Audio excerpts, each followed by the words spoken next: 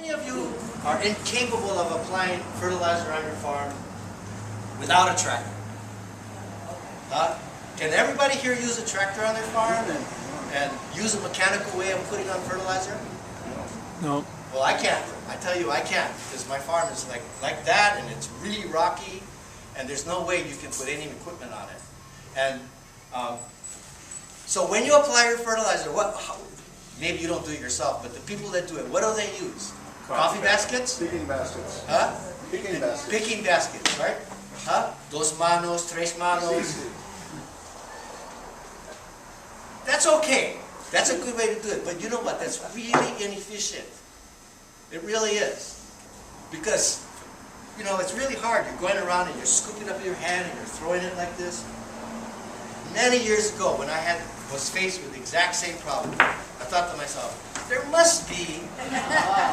got to be a real easy, simple way of applying fertilizer.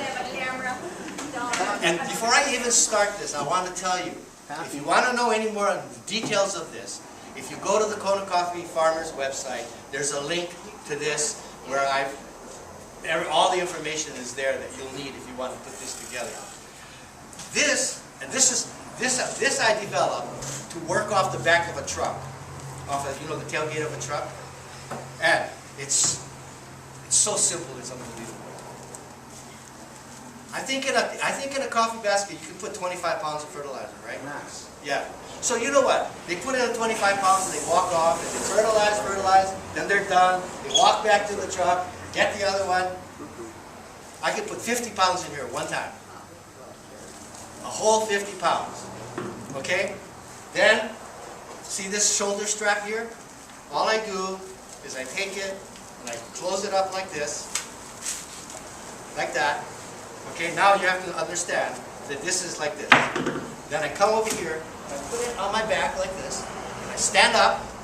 Right here is 50 pounds of fertilizer. Where do you blow to produce the music? What's that? I didn't hear you. Where do you blow to produce the music? Yeah, that's what it looks like, doesn't it? But this is 50 pounds of fertilizer right here. Okay? And the on and off switch is real easy. On, off. This thing here is remarkable in your ability to spread fertilizer around in a uniform pattern around the tree. And you can even use it for organic fertilizer, because I have used it in with organic fertilizer. The only problem with the organic fertilizer, it smells so bad that it's really hard to get it close to your body. But I tell you that if you're looking for a more efficient way and still being like primitive, this is really a good thing to do. And if you want to know, you might recognize it. A MacNut bag, PVC pipe.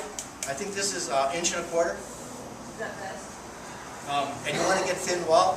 I've used this for so many years. The wall is really thin. It does wear down over the years. But believe it or not, see this bag? Well, I change my bag about once every couple of 2-3 years. And after I get through fertilizing, I wash it, and I get it dry, and I keep it in a cool, dry place. This stuff doesn't last in sunlight. These MacNut bags, if you leave them in the sunlight, in no time they get real brittle. So, this is my method. Works for me.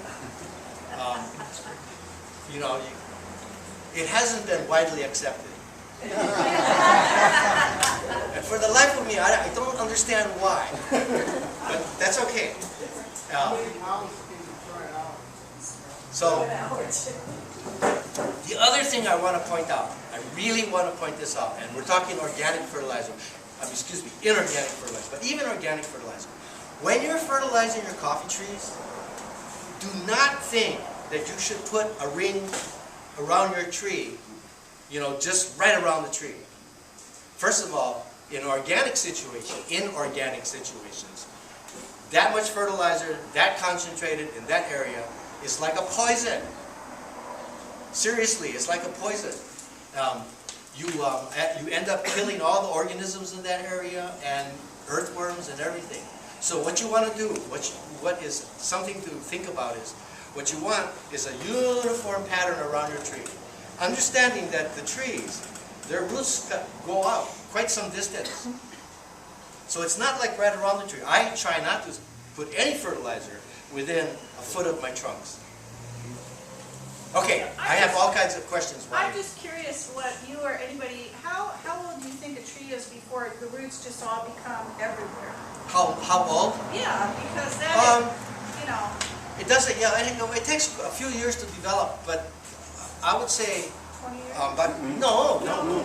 By the time the tree is 8 years old, it's pretty much. 6 to 8? Okay. You could go out in the middle of your row and dig down that far and you'll Exactly. find roots. Yeah, one of the things about coffee is good to remember is that if you'll notice, it has a tap root, and it has about, sometimes 3 or maybe 4, what I like to refer to as anchor roots, you know, that keep the tree upright. But what it really does, their feeder roots are a really fine system right next to the surface of the soil.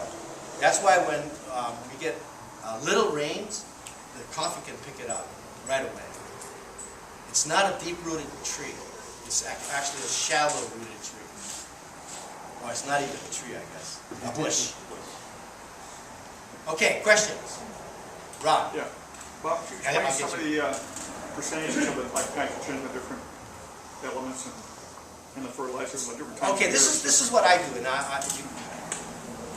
I basically try to use 2 different fertilizers. I use 15-5-25 on my very first fertilizer application, and that's the one, I don't know what they call it, super coffee, cherry, or whatever. And it's got all the basic minor elements that coffee requires. And then and the reason I do that is I'm wanting the 15% nitrogen because in the beginning of the year I want to encourage growth. And then in the second application I put on, I use 10-5-20. One thing about, you'll notice the fertilizer, the NPK analysis, you'll notice that the P part of it is really low. There's a really good reason for that. Hawaiian soils, our soils, they tie up phosphorus. And if you put over-fertilized with phosphorus over time, it becomes toxic. So what you want to do is only put on just what the tree is going to need for that moment in time, and not something that is going to be like a residual thing. Those people that, they notice this in macadamia nuts particularly, those using 1616. Over the long term, guess what happened? They develop phosphorus toxicity, overabundance of phosphorus. So that's what I do.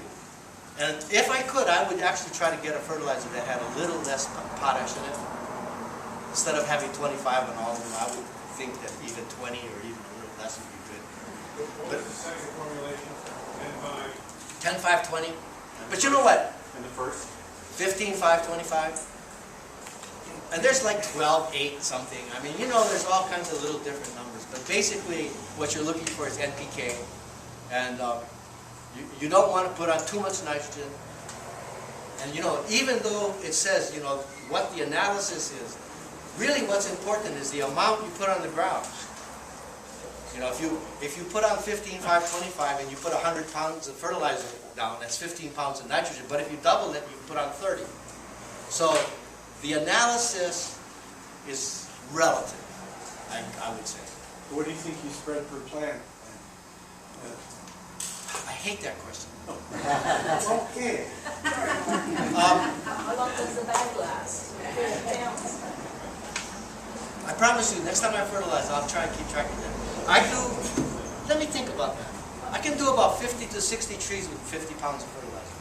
How's that?